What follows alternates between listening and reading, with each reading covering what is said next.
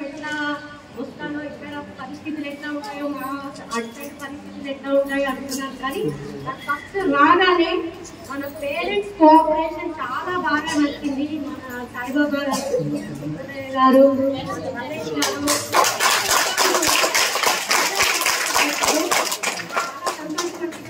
చాలు మాకు cooperation madam మా పిల్లలకు చదువు రావాలి, దానికోసం మీకు ఎలాంటి కోఆపరేషన్ అయినా మేము చేస్తాము. చాలా సంతోషం సార్. మళ్ళీ ఒకసారి కోఆపరేషన్ ఈ విధంగా ఉంటే సరే సమస్యలు ఉండొచ్చు. మా దగ్గర ఏం జరిగిందంటే 4 సార్లు కూడా ట్రాన్స్ఫర్ చేసుకోవడం జరిగింది. పాపం అదే సార్ అట్లాగే ఉంటుంది. మన అదే సార్ ఇక్కడ టీచర్ ఎవరు రాలేదు కాబట్టి అదే సార్ సార్ ఇంకా చేయాల్సి ఉంది. ఆయన చాలా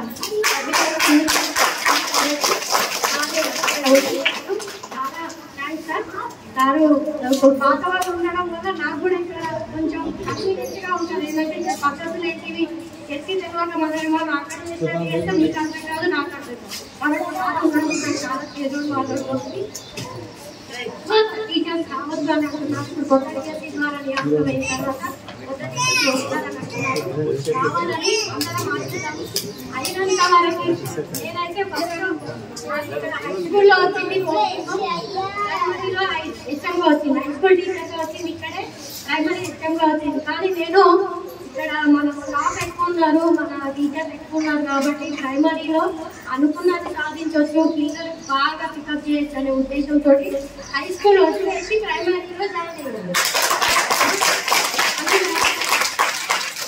నేను అదే అనుకుంటున్నా ఏంటంటే ఖచ్చితంగా టీచర్స్ వస్తే మాత్రం నెక్స్ట్ మీటింగ్ కన్నా మీ ద్వారా నేను చెప్పించుకోవాలనుకోవట్లేదు. ఎందుకంటే మా టీచర్ ఇస్తా మా ద్వారా ఇస్తా అని మీరైతే పరిస్థితులలో నేను తీసుకురాగలుగుతానన్న నమ్మకం నాకుంది. కాబట్టి అప్పటి వరకు మీ కోఆపరేషన్ తప్పకుండా మాకు అవసరం. ఇంకా ఈ ఊర్లో యువత కూడా చాలా మంది ఉన్నారు. ఇక్కడ